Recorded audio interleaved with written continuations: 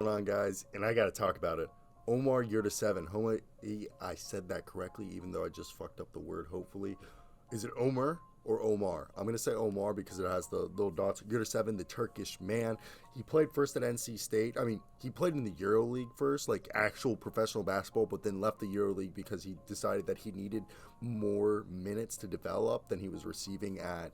It's a team that starts with FENER, like that fancy C. I can't pronounce it, so I'm not going to even try to butcher it. But then he went to NC State, then transferred to Georgetown, and this guy's a steal. I want to hear your thoughts down below. What do you guys think of Omer Yurtseven on Miami Heat? Miami Heat just showing that they keep developing players. We don't need first round picks. Y'all don't need even second round picks. I mean, they done a great job with second round picks. They just need players that fit their system, their conditioning, and are just going to be incredible. So I want to hear your thoughts down below. I'm sorry for the different setup. I'm still on visiting my parents for the holidays out here in Maryland. I'll be back in Kansas by the end of the week. But let me hear those thoughts down below in the comment section. Like and subscribe to help the channel grow. Oh my God, Omer Yurtseven out here was cooking with gas. He had a double-double, okay? And the most impressive part is how good he is offensively at rebounding. But Omer Yurtseven, he is so good. And even over the last 10 games compared to his season averages.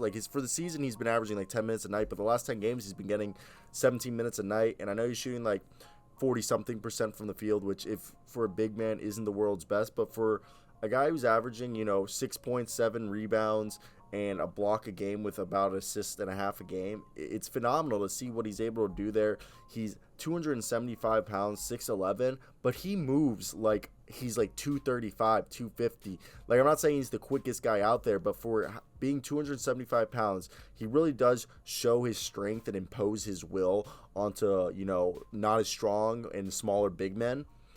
And what he is he's, and personally in my opinion, he's an old-fashioned big man who has adapted his game to match the modern day, which is hustling, rim running, rebounding, and good positioning defense, okay? And that's everything the Miami Heat asking for. I mean, let's talk about how he scored tonight, okay? He was scoring phenomenally tonight, and it was because he was taking efficient shots. And really, if you're going to make the NBA today, not having one of the desired skill traits, which is obviously three-point shooting and athleticism and versatility, being able to switch positions, which are the three hottest traits that people are looking for.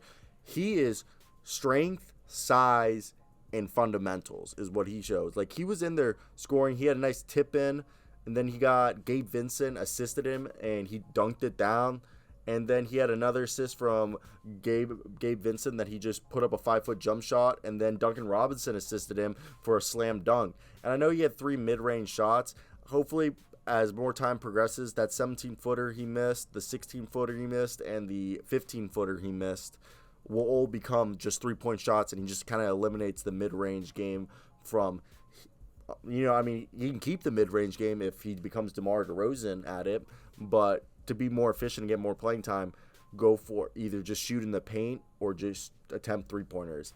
And one thing I do think that with more time, he'll get better at, because he had 6 offensive rebounds. Also, Jimmy Butler had 6 offensive rebounds. Jimmy Butler had a double-double. Okay, Jimmy Butler is, I think, a dark horse for the MVP, and he's not getting enough credit that he deserves. It's pretty unreal how good I think Jimmy Butler's been this year, and I just feel like he's not getting the credit that, normally a player of his caliber deserves, in my opinion. I honestly think he's been phenomenal, I think he's been one of the better players in the league. I know he's missed some time, and he doesn't have a three-point shot, but still, this is a team that, in my opinion, behave, They are good. They're really good. So that's where I want to hear your thoughts.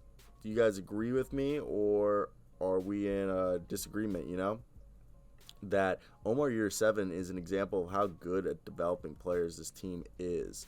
They're just ridiculous at it. So freaking good. The players that they have, it just feels like every single time they get somebody that you didn't know really of, or even when they were in college, and then they make them really freaking good. Absurdly good.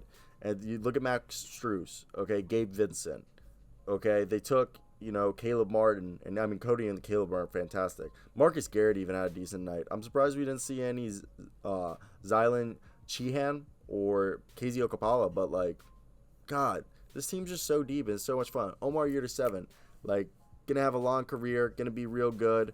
He's fun to watch. If you guys haven't been following him, you definitely should be, because he's gonna, as more and more time passes, he's gonna be getting more and more minutes, guys. So don't be late on the hype train, because nobody wants to be a bandwagon. Be on when the train leaves the station, you know, the metaphorical station, of course, but y'all know what I mean. I want to hear those beautiful thoughts down below, guys. That's basically it from me. I'm gonna peace out, do some A-Town stuff. I don't even know what I'm about to do.